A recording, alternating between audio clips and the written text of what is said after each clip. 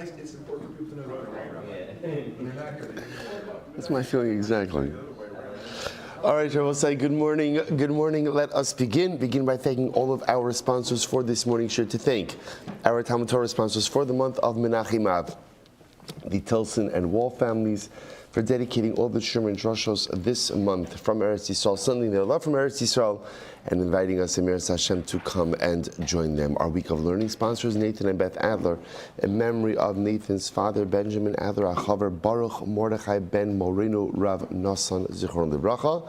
Our week of learning sponsors, Leah Sol, wishing a mazel tov to Avram and Zizi Silber on the birth of their son. Baruch Hashem, the Bishop of Kerbisha Tova Umatzlachas, and his parents should be zocha to megadol him l'Torah, l'chopa, u'lemaisim tovim. And Leah Sol also dedicating a week of learning, wishing a mazel tov to Robin Schaefer and Chet Wyman on their upcoming marriage. Bishah Tova Mitzlachas Chasan Akala should be zocha send under the chuppah and the Meretz Hashem. Build a beautiful home together. Amen. Tovos. But with that, let us begin. We have a lot to do today, Baruch Hashem. Today's daf is Samech Hey 65, and we are picking up literally the last 5 words on Samech Talmud 64b. Itmar. Ravuna Amarav. So also, remember again, just to reorient ourselves a little bit, we have this raging, as I said yesterday, raging, out of control, machlokes, between Rabbi Akiva and the Rabbanan, namely about the nature of a sale. Do we say that mocher ba'ayin yafe mocher or mocher ba'ayin ra mocher? When a person sells property, ultimately, again, do they do it with a sense of generosity? Essentially, again, the seller includes everything. Or do we say mocher ba'ayin ra, that a seller sells in a more what we'll call stingy fashion?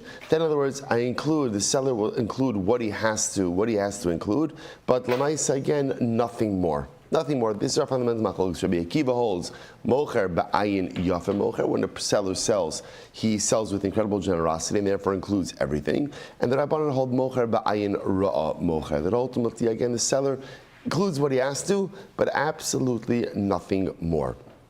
So we have not reached resolution. In Meretz Hashem, our goal is to reach resolution today on this. Itmar, Rafuna Amarav. So Rafuna said the name of Rav. We'll say Tav of Samachay 65a. Halacha kedivrei Chachamim. The halacha is like the Chachamim, namely that mocher ba'ayin ra'a mocher. Seller sells what he's absolutely obligated to do, but absolutely nothing more. Now, again, we'll see if that's the actual halacha l'maisa, but that's what Rav is saying.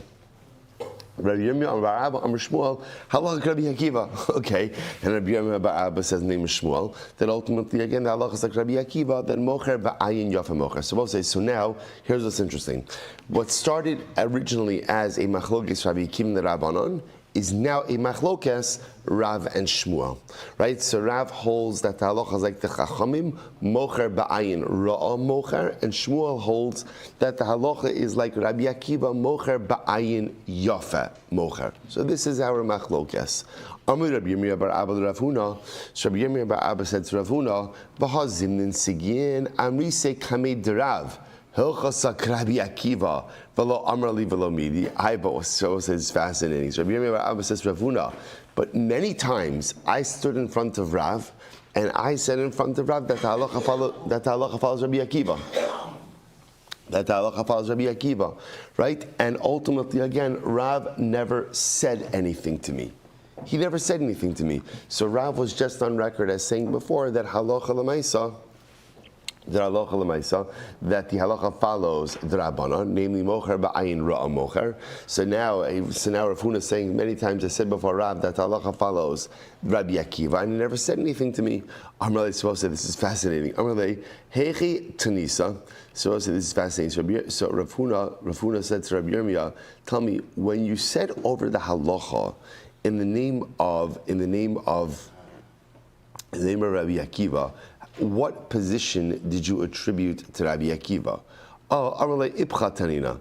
Oh yeah, so Rabbi Yirmiyah said, the truth is our Masorah is actually to flip it, that it's actually again Rabbi Akiva who holds mocher ba'ayin ra'a mocher, and the Chum will hold that mocher ba'ayin yafa mocher. So I'll say, so therefore again, to which Rav Huna said mishum hachi lo amar l'chav midi. That's why Rav never corrected you, because okay, your attribution was opposite, but lamaisa the halacha was the way that Rav paskins. In other words, Rav paskins that mocher ba'ayin ra'a mocher. mocher. So just the difference is you were attributing that opinion to Rabbi Akiva, whereas everyone else really attributes that opinion ultimately again to the Chachamim.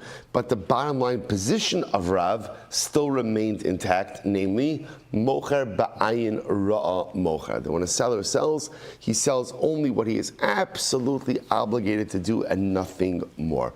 I will say, there's a fascinating Mr. Haskell, sometimes it's almost as if over here that what you see from Rav is he wasn't as worried about who said what. He was just much more worried about the bottom line. Right? In other words, so whether it's Rabbi Akiva or whether it's the Chachamim, that Lamaisa, the Iker is to get to the core halacha. And so in Rav's worldview, the core halacha was mocher ba'ayin ra'a mocher. When a seller sells, he sells only what he is absolutely obligated to do. There is no additional level of generosity included in this, and that's it. The Chacham said it, Rabbi Akiva said it. It's almost as if that's a little bit of a detail that may not even matter as much. Even though, again, generally we are fixated on attribution, it seems to be Rav was much more fixated ultimately on the bottom line halacha. So it's interesting, in life sometimes, especially when you work on collaborative efforts. So, there's Yetzer Hara in everything. There's Yetzer Hara in everything. So what's the Yetzer Hara in collaborative efforts? Who's going to get the credit? Who's going to get the covet? Right? At the end of the day, who's going to be put up on the pedestal? And so it's important in life to recognize that sometimes it's really not, or often, maybe even all the time, who gets the credit is absolutely irrelevant. What matters? That the job gets done. That the job gets done. And the greatest credit and the greatest covet is knowing that you had a chelik in getting the job done. You were the dominant one, you were the secondary one. It was your idea, it wasn't your idea. That's irrelevant. That's irrelevant. What's relevant is getting the job done. So it's almost, you see from here, that like in Rav's view, Rabbi Akiva, the Chachamim, that's almost like a detail. The Iker is Talmud HaHalachis. Talmud HaHalachis, and the halacha is mocher ba'ayin, Rav's halacha, mocher ba'ayin ra mocher. Really very interesting. Also, in general in life, when we're able, and it's the hardest thing. It's the hardest thing. We're human beings. We all have an ego. Covet is very nice. But once a person is able to kind of put that ego on the side and focus on just getting the job done, it's incredible, first of all, in general, how liberating it is once a person doesn't need covet. I mean, I don't know, one day I'll get there. We're human beings. Everybody likes covet. But it is liberating. Those moments where you're able to kind of transcend your ego a little bit, it is incredibly liberating, to ultimately to be able to let go and to be able to focus on getting the job done. And halacha l'maaseh, so much more gets done. Then even Musar Haskell from Rav. I'm going to repeat Ravashi. So Rabbeinu says Ravashi, Lema azdula tamahu. Ultimately, again, so both Rav and Shmuel went according to their respective reasoning. What did they both say? So both say, so now again, remember, what we've done over here is we've made the machlokes, Rabbi Akiva and the Rabbanon, into a machlokes, Rav and Shmuel. That's what's unfolding over here. That's what's unfolding over. So again, remember, we're assuming right now, let's just go with the idea that Rav holds like Shmuel, namely mocher ba'ayin ra'a mocher, Rav holds like the Rabbanan, thank you, and Shmuel holds like Rabbi Akiva, mocher ba'ayin yafa mocher. Okay, so now I'm going to Ravashi. So let's say that this machlokes, Rav and Shmuel, is actually an already established machlokes. In other words, we've already established as far as Amr Rav Nachman, Amr Shmuel. Both say, listen to this. So now we're going to take these positions of Rav and Shmuel. So again, Rav like the Chachamim, mocher ba'ayin ra'a. Shmuel like Rabbi Akiva, mocher ba'ayin yafa. And we're going to plug it into the following case. This is fascinating. Ha'achin shechalku. Both say brothers. Let's call it Ruvain, Shimon, and Levi. Had a father. His name was Yaakov. Yaakov died. Yaakov left them in a state. Let's assume for a moment again, there's no Bechar, right? There was a firstborn girl. So there's no Bechar. So therefore, three brothers dividing up the estate. Now, we'll say, the Gemara presupposes over here that the way inheritance is effectively like a sale. What does that mean? The way inheritance works is assuming that the father does not leave specific portions to each child. So every brother owns every part of the estate. Right? In other words, their ownership interests are 100% intermingled. Now, obviously, that's not going to work. Everybody wants to own their own property. So what do? So essentially, they quote unquote sell respective portions to each other. Now, of course, there's no money that changes hands over here, but they are viewed ultimately again as sellers. So this is the premise that the Gemara is operating with. This is a machlokes in inheritance law, exactly how it works. Is it a division? Is it a sale? There are many different halachic ramifications for that, but we don't really have to we don't have to go ahead and delve into that right now. That's what Rashbam says. Ha'achin shechalko shnehem mochrin zelazeh. So the way it works in inheritance law is that when brothers divide up the estate, they are essentially looked at as sellers to one another, right? Reuven sells what was technically his to Shimon. Shimon sells what was technically his to Reuven. They both sell to Levi. Levi sells to both of them. And then everybody ends up with their portion. Okay, so now watch this. Watch this. Hachan shechalku. Ein lahem lo derech lo ze'alzeh. So now watch this. So now let's say again, they divide up their estates. And it turns out that, for example, Reuven has an exterior field, and Shimon has an interior field. And Shimon's field can only be accessed through going through Reuven's field. Well, the Gemara says over here, interestingly enough, the division of property does not automatically give Shimon a right of way. If he wants a right of way, what does he have to do? So in other words, he has his parcel of land, but if he wants his right of way, what does he have to do? What does he have to do? He has to purchase it from Reuven, right? Velo sulamos zalzeh, nor do they have the automatic ability to go ahead and position ladders, right, on each other's property. Velo chalonos, nor do they have window rights, right? Window rights means that either party has the ability to erect a wall, even if it blocks out the sun from the other's windows. Velo amas hamayim zalzeh, nor do they have the ability to dig irrigation ditches that go across the other's property? V'yizaru bahen, and be very careful with these halachas, shalachas kavua, saying that these are established halachas. I will say, so what do you see from here? Now remember, this is Rav Nachman stating the name of Shmuel. What do you see from here? If you treat, right, if we say that inheritance is essentially treated like a sale, what is the Gemara saying? That when the brothers divide up their property, essentially what they do is they give each other title, and that's it. So what does that show? Mocher ba'ayin ra'a mocher. That's Shmuel in accordance with the Chachamim. So all the Gemara is just trying to point out over here is these positions of Rav and Shmuel. I thought you said Rav. I thought you said you said Shmuel. Sorry.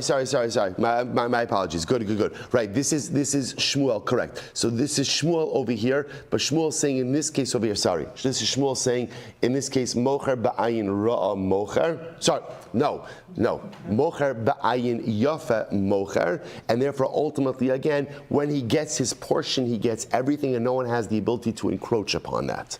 Good. V'Rav Amar. Rav says that lamaisa again they have. That halacha lamaisa they have. Take a look at Rashbam for just a moment. Sorry. Look at the Rashbam. V'Rav Amar yesh lahen the mocher ba'ayin ra'a mocher u'mishayer liatzmo b'ma shemachar li'echav davar hatzarech lo Kigon va'ora. So kigon derech va'ora. So I'll say. So remember again, this is also going with the attributions as we just mentioned before. So the Maisa, what the whole thing I was just trying to point out over here, sorry for the mix-up, is that halacha the Maisa, the positions of Rav and Shmuel are not new to what it is that we're learning over here, but rather again, these positions ultimately have been espoused by Rav and Shmuel respectively beforehand. First of all, just take a quick look. Let me just catch you up on the Rashbam for just a moment. The Rashbam says, Eilan derech ze'alzeh im chalku shnei sados echad natal chitzon ve'echad natal pnimi ve'ina pnimi yachol likanis lisadeu ela derech chitzon. This is what we just said before, right? Reuven has an exterior field. Shimon has an interior field. The only way for Shimon to access his field is through Reuven's field.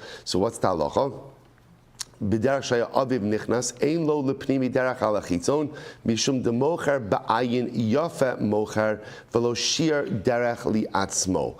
So I will say, so this is very interesting. So remember, the reason why this is a little bit, not confuse you, the reason why I messed up a little bit is as follows. Remember, this is a two-pronged sale. Right? So remember again, the brothers are selling to each other. So now watch this. Shimon, right? Shimon has the interior field. Reuven has the exterior field. So they're selling their rights to each other. Because according to Shmuel, mocher ba'ayin yafe mocher, so what ends up happening? Neither brother ends up retaining rights for himself. In other words, when they give over the property, they're giving over everything, even to what? Even to their own detriment. So now, sorry for the confusion before. So now, when Shimon is selling his rights to Reuven and Reuven is selling his rights to Shimon, Shimon ends up with an interior field without what? Without what? Without a right of way. Without a right of way. So that's what it means. See, that's why this is different. Because remember again, up until now, when we were speaking about mocher ba'ayin yafa, mocher ba'ayin ra, there were two parties, right? And one party was the seller, and one party was the buyer. In this case of the brothers, essentially what you have is every person is a seller and a buyer, right? So therefore, again, interestingly enough, when we say that Shimon ends up with no right of way through Reuven's exterior field, why is that? Because mocher ba'ayin yafa mocher, right? Everyone ultimately, again, is selling with complete generosity, which means they're yielding all of their rights. They're giving away everything, which means Shimon walks here with an interior field with no right of way. Okay, so that's the position of Shmuel, in accordance ultimately again with Rabbi Akiva, that mocher ba'ayin yafa mocher. And that's why again, essentially, no one has any rights in the other's property because they've all ceded everything to each other because they're selling with complete generosity. Okay, good, we're back on track. Now, the Gemara says, that's Shmuel. V'Rav Amar, yesh lahen, back to the Gemara, Rav says, they do have rights. They do have rights. So Rav will say, no. Shimon has a right of way to get to his field, just like they have ladder rights, placing ladders, just like they can't go ahead and impede sunlight through building of walls on the other's property as well. So we'll say, so what do you see from there? What's Rav? So Rav's position is mocher ba'ayin ra'a mocher, just like the position of the Chachamim. Now in this case again, what that means is, in this case, in this situation is, everyone retains the rights that they need in order to properly go ahead and utilize the divided property. Good. So therefore, Rabbi says, so all the Gemara is suggesting over here is, by the way, this is not the first time Rav and Shmuel have had this machlokes. This is a pre-existing machlokes as well. Fine, beautiful. To which the Gemara says, tzricha. The truth is, these cases, in other words, in general, whenever you see redundant cases, the obvious question is, why don't you both cases? The Gemara is going to suggest these aren't really redundant cases. So remember again, what you have over here are two different scenarios. One in what we'll call just a basic sale case, right? Where again, you have Rav saying the halacha is like the Chachamim mocher ba'ayin ra, Shmuel like Rabbi Akiva mocher ba'ayin yafa. Then you have an inheritance case. So the Gemara says, you need both cases. I'll tell you why. So you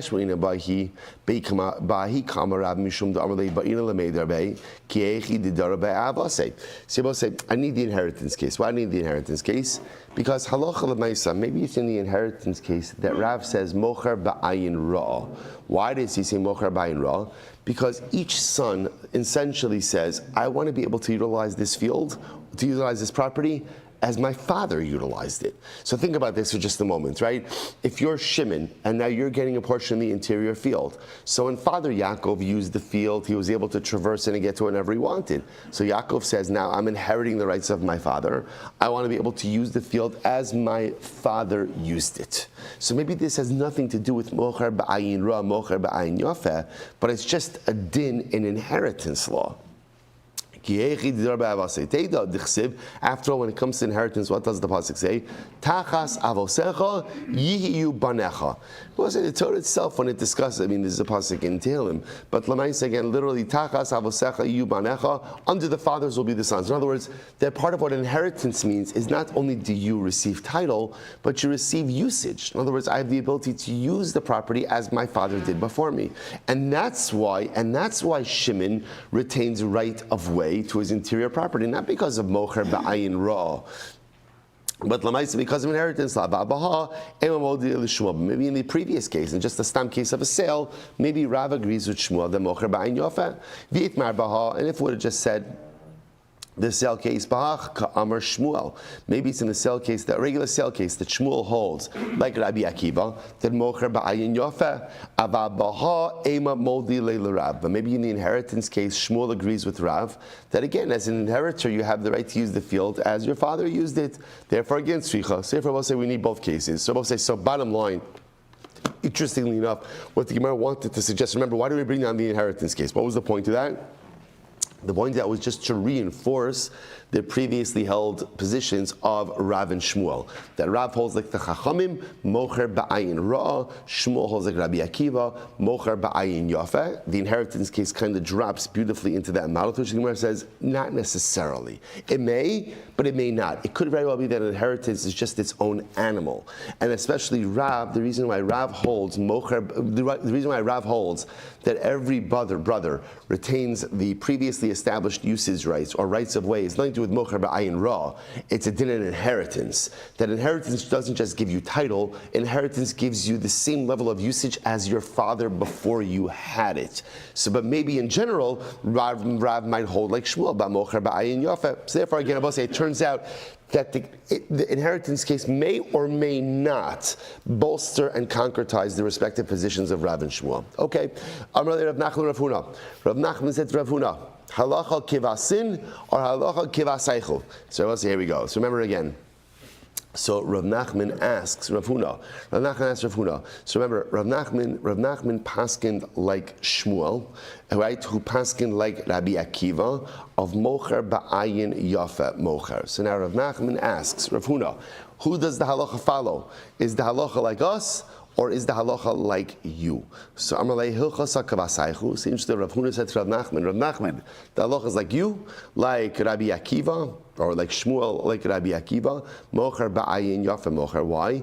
The Makrivasu lebava direish kalusa the shchichi dayani. Because Rav Nachman, a little bit of Rav said Rav Nachman, because you are close to the Reish Kalusa, right? The Reish Kalusa ultimately again was the head of Babylonian Jewry, and because you're close to the Reish Kalusa, the Dayanim, the judges, used to used to adjudicate cases in the house of the Reish Kalusa. So therefore, again, Rav Huna says to Rav Nachman, you have a lot more access to actually like daily halacha l'maisa, how things are actually being adjudicated and being paskin. Therefore, again, your position is more authoritative. And Rashbam points out over here, Rav Nachman wasn't simply close to the Reish Kalusa, but rather again he was the son-in-law of the Reish Kalusa. So therefore again Rav Huna says Rav Nachman, the halacha follows you, and therefore I will say the Gemara seems to say that the halacha follows Rav Nachman, who paskins like Shmuel, who paskins like Rabbi Akiva, namely Mocher Ba'ayin Yafe Mocher. Now hold on, we're gonna get to this in just a little bit. Let's first see the rest of the sugya. Itmar, Shnei Batim Zeh Lifnim Mizeh. So we'll say, so now you have two fields or two homes, literally again one inside of the other. So there's an exterior field, we call it Reuben's field, and then there's exterior field and interior field. Interior field can only be accessed through walking through exterior field or home. It doesn't matter, home or field. So we'll say Shnei Batim Zeh Lifnim Mizeh. So we'll say, so now what's the halacha? So now we'll say I own both of these properties, and now I'm selling them off to Reuven and to Shimon. So Shnei B'mecher, Shnei B'matana, Elam Derech Zeh Al Zeh. So I'll say, so if I sold both of them or I gifted both of them, so they have no right of way one upon the other. All the more so if I gifted the outer field and sold the inner one. Now the Gemara is working under an interesting assumption over here, which is that even if you hold Mocher Ba'ayin Ra'ah, it's Matana Ba'ayin Yafe. And the truth is, it makes a lot of sense, right? In other words, I understand when I'm selling something, so I'll say there's so much psychology behind all of this. Remember, from the Gemara's perspective, when are you selling property? Only under duress, right? Remember again, we saw this before, every transaction has an element of ones associated with it. People just didn't sell stuff unless they had to. So therefore, if I'm selling something, there's a level of ones, which just means I'm going to sell what I have to, right? But I'm not including anything else.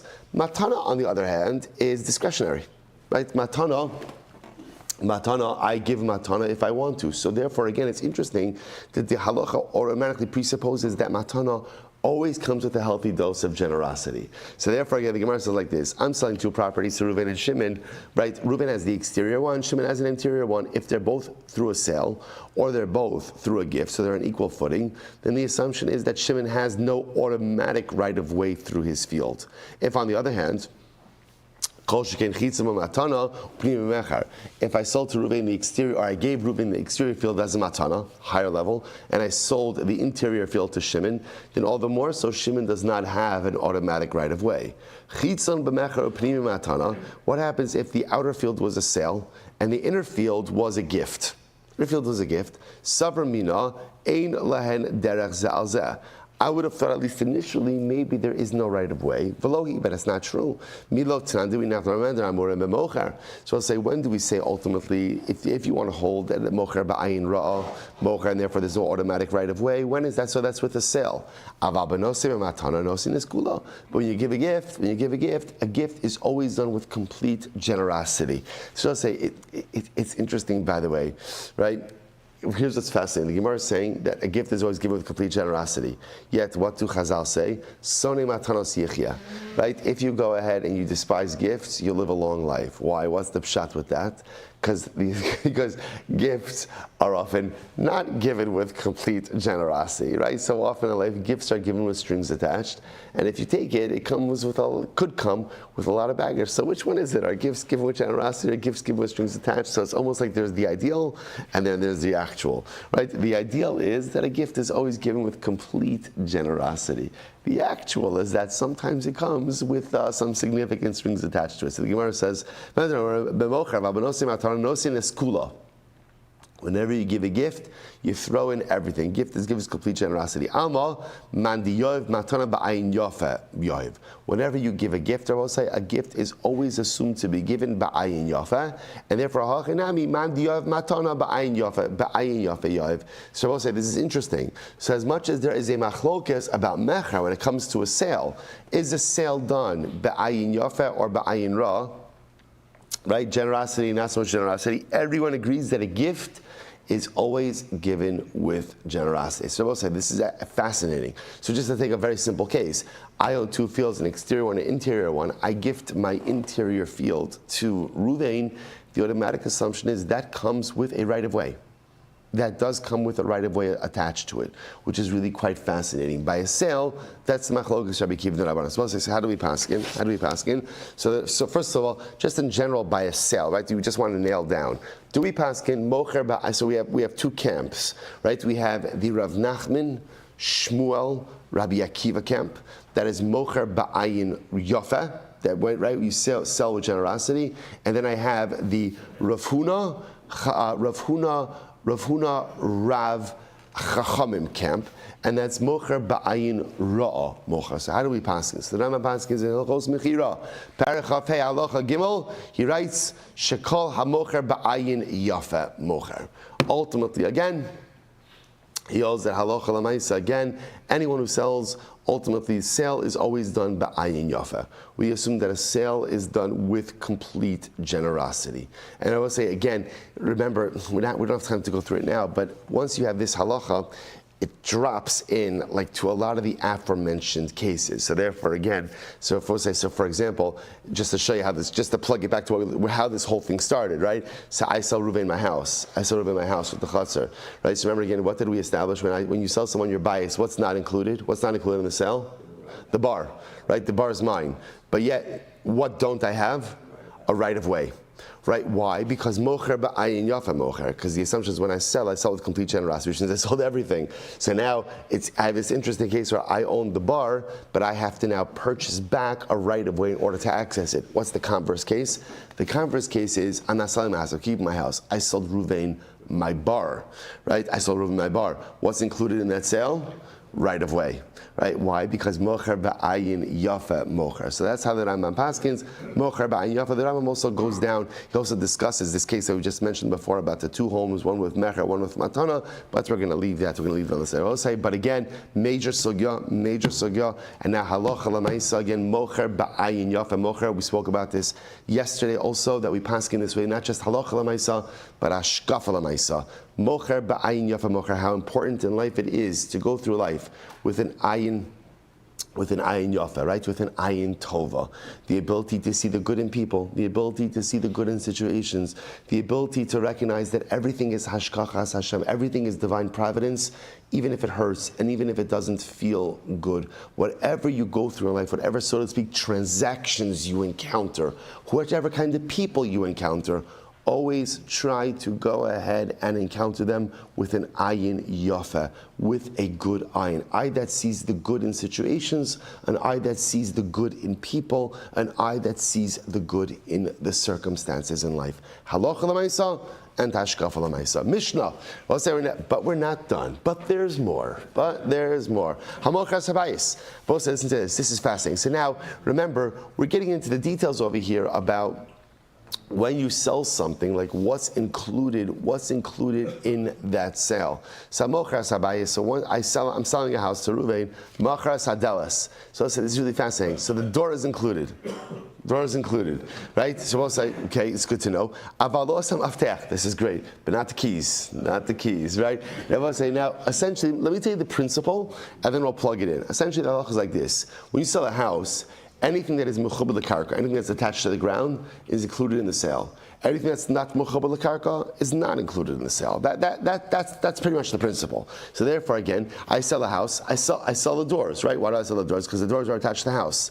So anything attached to the house. Therefore, again, our halacha l'mais included. Avalos amatech, but not the key, because the assumption is that the key is metaltalin. The key is movable. So therefore, it's not included. Machar.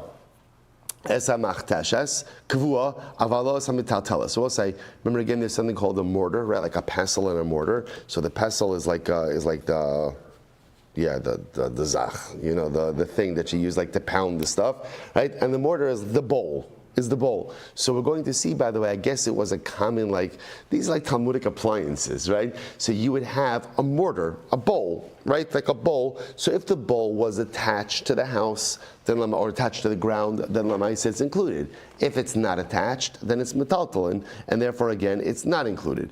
So Gemara says, Machar is hamachtashes, kavua avalos hamitaltelas. Machar is haitztrabil. So the Rashman points out over here that this was a ring that fit around the mill. So again, also attached to the ground. Avalo es hakalos, but not the hopper. Okay, velo es hatana velo es hakirayim. So I'll say, this is fascinating. Appliances not included, right? Appliances not included, right? Why were the appliances not included? Because they're not mechubar. They're not mechubar. Remember again, they will say the taner and kirayim. These were portable cooking utensils, so you could do it in the house. Actually, bepashtos, something from the Mishnah, people more often did it in the chutzner than even in the house itself. So I might say again, appliances not included in the sale of the home. So bisman sha'amar lohu v'chol masha b'socho. Now, what happens if I say, Ruvain, I'm selling you my house and everything in it? Amid beis harei kula mechurin. Okay, so that's a different case. If I say I'm selling you the house and everything in the house, then of course that includes everything. I will say, but again, that makes sense.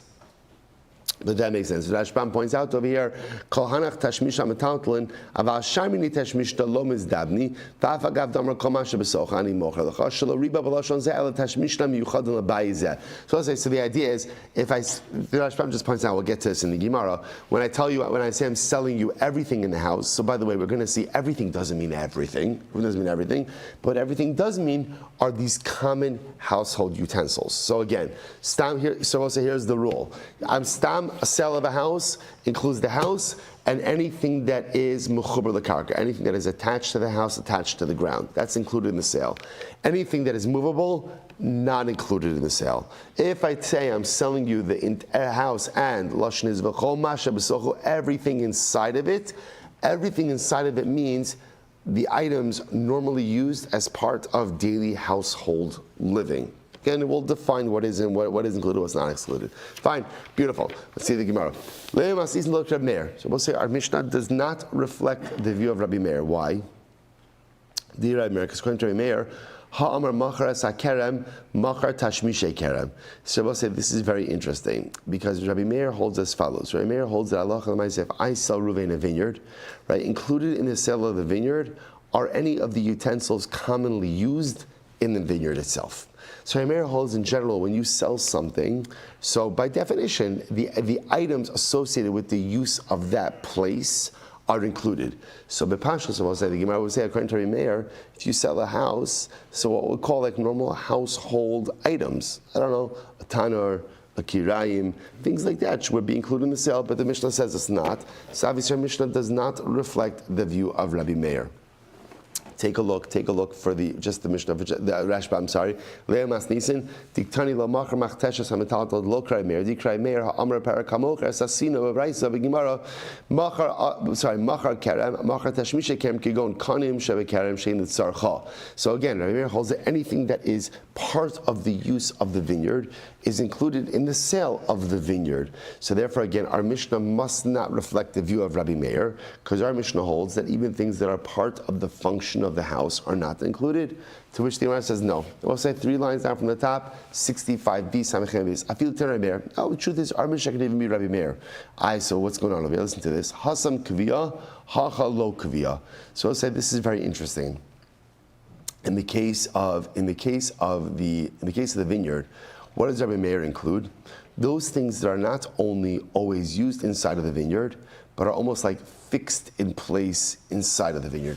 Now, not fixed in place as mechober lekarka, but that they're never removed from the vineyard. Take a look at the Rashbam for just a moment. Hasam kviya, it's the last short line. Hasam kviya, kilomar hasam b'Rabbi Meir, ika l'meimar d'Rabbi Meir ela b'tashmishin kavuin li'olam b'socha kerem. He's talking about things or utensils that are only used inside of the vineyard. She'ein mazizin osam mishama li'olam.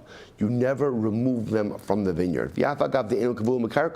Even though again they're not attached to the ground. So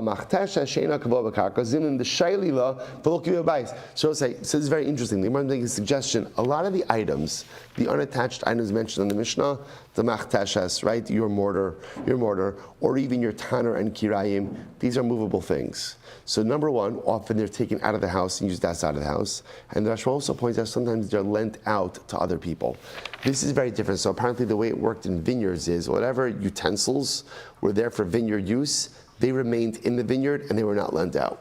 So they weren't attached to the ground, but they were almost like permanently found inside of the vineyard. So maybe it's tafka, those kind of things Rabbi Meir holds are included in the sale, but stam other things that are sometimes in the house, out of the house, are not included in the sale, and therefore, again, our Mishnah could even be reflective of the view of Rabbi Meir. To which the Gemara says, "I v'hamafteach dum yededelas katani." I will say, but here's what's interesting. So remember again, the Mishnah said that when you sell the house, the door is included, but what's not included? The key. I will say, now here's what's interesting about the key. The fact that we're mentioning, right, in other words, when you say the door is included but the key is not, so the Gemara understands over here, that means that the key is like the door. Otherwise, they wouldn't be mentioned in the same sentence. How so? So the Gemara said, "Ma delas tikvua, av machteach tikvia." So I'll say, what kind of key are we talking about over here? Just like the door is fixed in place, we're talking about a key that was also always left in the lock. Always left in the lock. So we'll say that's the key. It's not like we were thinking about before, that it's a key, you lock your door and then you put the key in your pocket. No, this is a key that was just commonly left in the lock itself. Yet with all of that, the Mishnah says, it's not included. And I will say, now a key left in the lock sounds a lot like what? So vineyard utensils left in the vineyard. They sound a lot alike. Yet again, even that key is not included in the sale. So therefore, what does the Gemara say? You're right. We tried to align them, but it turns out that our Mishnah is not reflective of the view of Rabbi Meir. So we'll say, so just, by the way, gotta just keep this on the side a little bit, that whereas our Mishnah seems to be indicating that whenever you sell property, whatever is attached to the ground, or at least we'll call it the sale of a house. Whatever is attached to the house is included in the sale. Whatever is not attached, right, is not included in the sale. Okay, that's the position of our Mishnah. Just keep in mind the position of Rabbi Meir, and Rabbi Meir seems to say, at least with a vineyard, whatever utensils are commonly used in the vineyard and left in the vineyard are included in the sale. Just keep it in the back of your mind. Tanabanan, let's go. Hamocher sabayis, machar sadel. Hamocher esabayis, machar esadelas, v'es hanagar, v'es haminal. So let's listen to this. If you sell a house, so again, the Bryce over here is saying, you sell a house, you have sold the door. You have sold the door and the nagar and the bolt Nagar is the bolt. Veshamin and the lock. Avalo es hamafteach, but not the key. Not the key. So we'll say fine, not the key. So machar es hamachtejas, you hachakuka. You've sold the mortar. We'll say so again. Remember, the mortar is the bowl. Right? So you have sold the bowl that is chakuka. Now we'll say chakuka means. Chakuk literally means engraved. What this means is it's a built-in.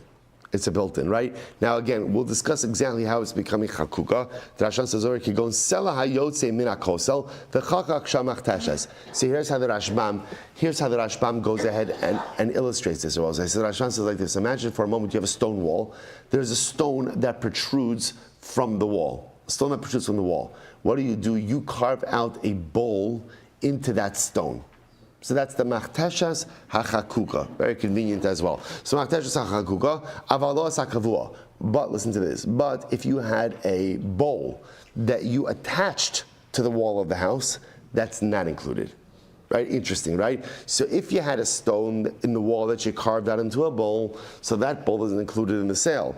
But if you had a bowl that you attached to the wall, that is not included in the sale. Okay, we'll discuss that distinction. The Rashbam says over here, "Avalo sakavua shaisa chakuka va'asuya." Sorry, shaisa chakuka v'kavo ve'achar kach kava b'karka. So it was a separate individual utensil, and then you attached it to the wall or to the ground. Ultimately, that is not included. So the Gemara says, it's the mill. So again, that's the mill ring, right? That's the ring around the mill. So that's attached to the ground. Avalo es hakalas, but not the hopper. Lo es hatanur, v'lo es hakirayim, v'lo es harechayim. Okay, so you don't include the tanur, the oven, the stove, or the mill. Right, rechaim is usually a hand mill. So these items again are not attached to the ground, and therefore alocha l'maisa again not included in the sale. Fine. Rabbi Eliezer Omer, kalamachum lekarka, harika karka. So ultimately, Rabbi Eliezer says anything that is attached to the ground, ultimately again is considered part of the ground. I will say now in all these cases, Rashbam points out the only thing that Rabbi Eliezer is arguing on is the machteshas case, is the mortar case. So remember again, according to Tanakama, if you have a stone and you carve out a mortar, right, a mortar bowl into that, then that's included in the sale. But if you took a bowl and you attached it to the wall, that is not included in the sale. Rabbi Eliezer says that is included in the sale, because Rabbi Eliezer holds anything attached to the ground, whether it started out that way or it didn't start out that way, if it's currently attached, it's included in the sale of the home. Now both say, now listen to this.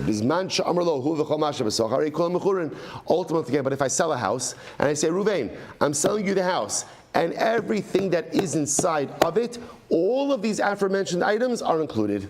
Because I will say, all of these items are considered to be household items. So therefore, again, if I say I'm selling you my house, and all of the household items, and everything inside of it, all of these previously mentioned items are included. Remember,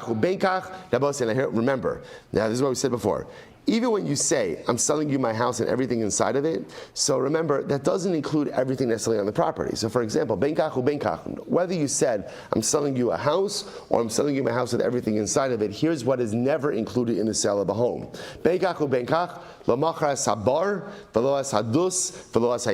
we'll say again, we like have smicha on this topic already, right? This I know, right? So again, it never is going to include the bar, the bit, the dus. Remember, yesterday's distinction between a bar and a dus. What was the distinction? Bar is just a hole in the ground.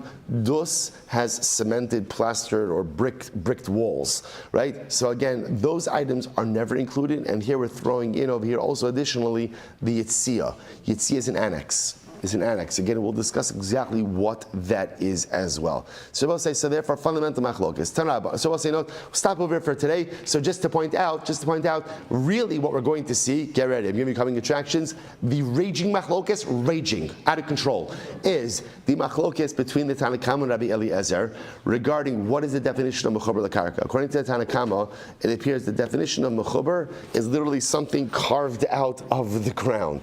According to Rabbi Eliezer, but let's say according according to Tanakama, if you took a kli and attached it to the house, attached to the ground, that is not mechubar l'karka. Rabbi Eliezer says definition of mechubar l'karka is literally anything that is attached to the ground. Whether it started as a detached separate utensil or not is irrelevant. If it's currently attached, it's considered mechubar l'karka. Mikvah ramifications of that in Meretz Hashem in tomorrow's daf. Halacha ma'aseh tomorrow's daf. What say? Shkoyach. All right, Chavran Zoom. Have a great day, everyone.